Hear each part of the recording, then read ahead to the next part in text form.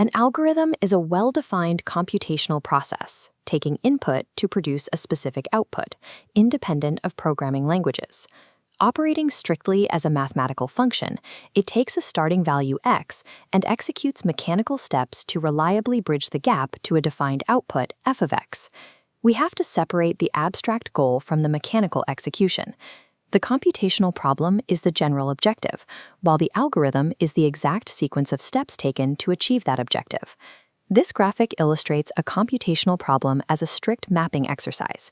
We have a set of problem instances in set X, and the algorithm must draw a direct, mathematically sound path to the correct solutions in set Y.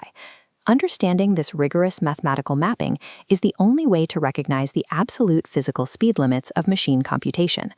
All computational problems require different logical approaches. We categorize them into broad domains based on the exact type of output they demand. A decision problem forces a strict binary output. The algorithm must answer yes or no, such as determining if a specific number is even. A search problem requires the algorithm to locate one or more specific values that satisfy a condition, like plotting a path on a map. A counting problem then calculates the total number of those valid solutions.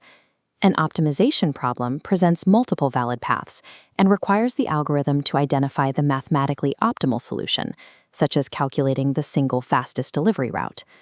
To understand algorithmic efficiency, we evaluate the sorting problem. It is an essential, highly practical operation that pushes computing hardware to its theoretical limits. This specific image displays the formal mathematical goal of the sorting problem. The algorithm must take a sequence of numbers and generate a permutation where every element is less than or equal to the one following it. Sorting acts as a rigorous testing ground. It proves whether a proposed algorithm is mathematically viable for large datasets or catastrophically inefficient. The most common sorting algorithms operate under a strict constraint.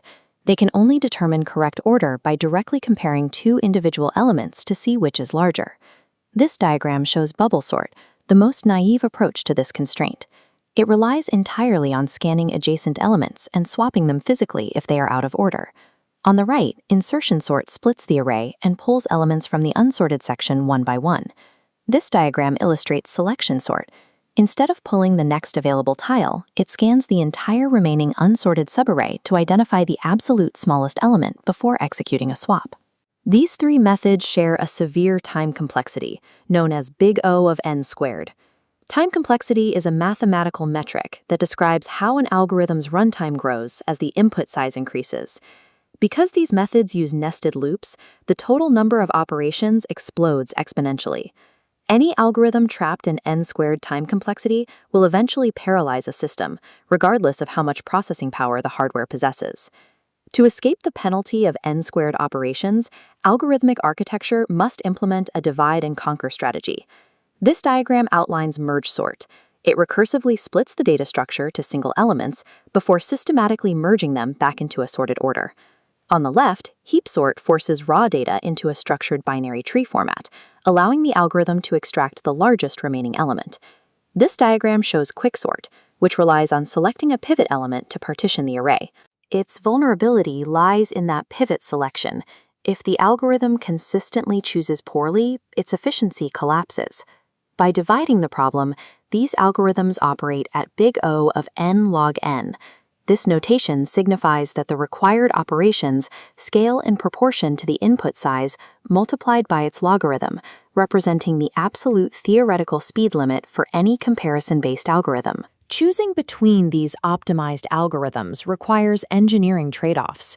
Quicksort is fast in practice, but risks dropping to an n-squared speed with bad data. Merge sort guarantees n log n efficiency, but demands heavy memory overhead to hold the split arrays. N log n is the impenetrable floor for comparison operations. To sort data any faster, you must rewrite the rules of the computational problem. How do we break the n log n barrier? We stop comparing elements against each other. If we know the input data possesses specific properties, like consisting only of integers within a strict mathematical range, we can exploit those bounds using distribution-based algorithms. This visual demonstrates counting sort. By evaluating the frequency of each element, the algorithm removes the need for direct value comparisons. The cumulative sums shown at the bottom dictate the exact final index of every element, placing them in their correct positions in a single pass. This diagram shows bucket sort. It exploits datasets with uniform probability distributions by physically allocating the data into segmented ranges, isolating them into distinct subgroups for faster processing. Here we see radix sort. It operates as a composite method, sorting numbers digit by digit, from the least significant digit to the most significant, using smaller, stable sorts as subroutines. By exploiting the structure of the data itself, these methods achieve a radically reduced time complexity of big O of n plus k, where k is the range of possible values. These algorithms do not violate the laws of mathematics.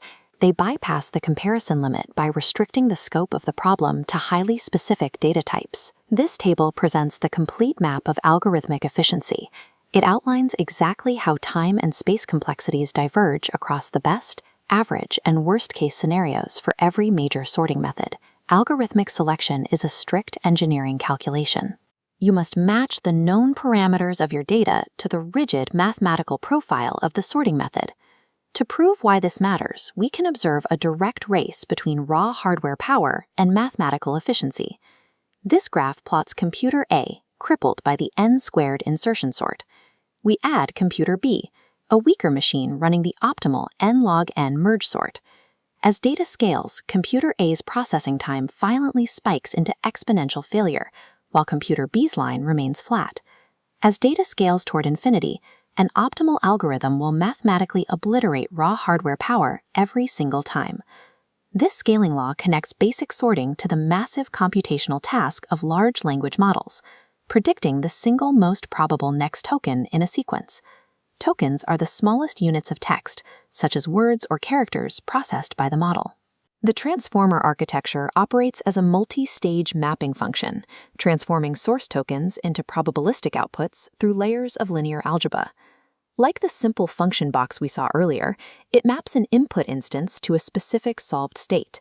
This illustrates the self-attention mechanism, which allows the model to weigh the importance of different tokens in a sequence when generating a representation for a specific word. In practice, this acts as a dense search and optimization problem, assigning mathematical weights to contextual relationships. The reason training these models requires months of supercomputer time is found in their asymptotic complexity. If the self-attention mechanism scales quadratically with the number of tokens, meaning the processing cost squares as the text gets longer, it encounters the same mathematical bottleneck as a primitive bubble sort. As sequence length scales, the sheer number of required flops or floating point operations explodes. Whether predicting human language or alphabetizing a list, computer science always reduces to one absolute mandate: define the problem, respect the mathematical constraints, and engineer the optimal mapping.